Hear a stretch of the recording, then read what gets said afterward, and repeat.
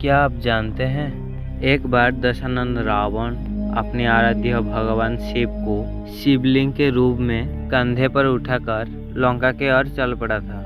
वरंग रास्ते से उसे लघु शंका के लिए जाना पड़ा। उसके मूत्र से एक कुंड का निर्माण हो गया। आखिर कैसे बना रावण के मूत्र का कुंड? ये भारत के किस स्थान पर यह मौजूद है? वीडियो के जरिए आपको हम बताते हैं। रावण भगवान शिव का बहुत बड़े भक्त और इसके भक्ति के भी प्रचलित है। परंतु क्या आप जानते हैं कि रावण अपने हाथ पर पूरा कैलाश पर्वत उठाकर लंका ले जाने की कोशिश की थी, परंतु उसका यह प्रयास सफल नहीं हो पाया। रावण ने भगवान शिव को लंका ले जाने के लिए लाखों कोशिश की, परंतु रावण हर बार विफल। तब हार कर रावण ने भगवान शिव की तपस्या आरंभ कर दी। उसकी घोर तपस्या से प्रसन्न होकर भगवान शिव ने उससे मन चाहा वरदान मांगने को कहा। रावण बड़ा ही चालाक था। उसने सही मौका देखकर भगवान शिव को लंका चलने को कहा। इस पर भगवान शिव मुस्कुराए। रावण के सामने ये शर्त रखी, तुम्हारे बनाए शिवलिंग में स्थापित हो जाता हूँ, तुम ये शिवलिंग को लेकर चलो। तुम जहाँ पे ये शिवलिंग को धरती पर रखोगे, मैं वहीं विराजमान हो जाऊंगी। रावण अहंकारी था ही। रावण शिव जी की शर्त से तुरंत हाँ कर दी। शिवलिंग को लेकर लंका और चल पड़ा। रावण जैसे ही लंका पर चलना शुरू किया, ऐसे ही सारे देव भागने शुरू किए। भागते हुए भगवान विष्णु के शरण पर पहुंचे। स्थिति बताते हुए रावण को शिवलिंग लेकर लंका जाने से रोकना होगा कर निवेदन किए।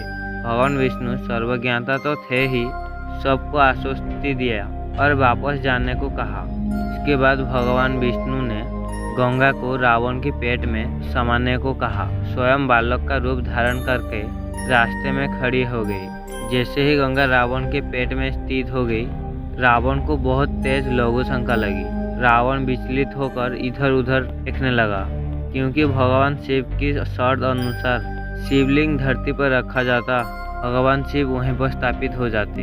इतने में उसकी नजर उसी बालक के ऊपर पड़ा।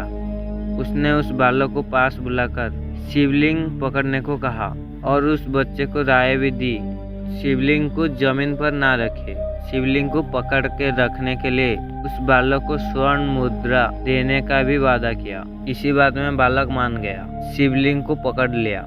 रावण शिवलिंग बालक को देकर निवृत्त होने लगा, परंतु पेट में गंगा होने की वजह से रुकने के नाम ही नहीं ले रही। उधर भगवान विष्णु का बालक के रूप लेकर वेश धारण करने का अभिप्राय पूर्ण हो चुका था। इसलिए भगवान विष्णु ने जिस स्थान पे भगवान विष्णु ने धरती पर रख दिया और वहां से चले गए। जब देवी गंगा ने देखा धरती पर स्थापित हो चुका है, वो भी रावण के पेट से निकल गई। उस दौरान रावण के मूत्र से एक विशालकाय कुंड निर्माण हो गया था। रावण ने देखा कि वो बालक का कोई अता पता नहीं है। शिवलिंग धरती पर स्थित है। ये देखकर रावण बड़ा क्रोधित हुआ। शिवलिंग को उठाने के लिए आपने सारे शक्ति लगा दी, परंतु जैसे भगवान शिव ने पहले ही कहा था, वो वहीं विराजमान हो गए थे। तब गुस्से में आकर रावण ने शिवलिंग पर लात मारी, जमीन में धंस गया। आज उस जगह को झारखंड में देवघर से जाना जाता है।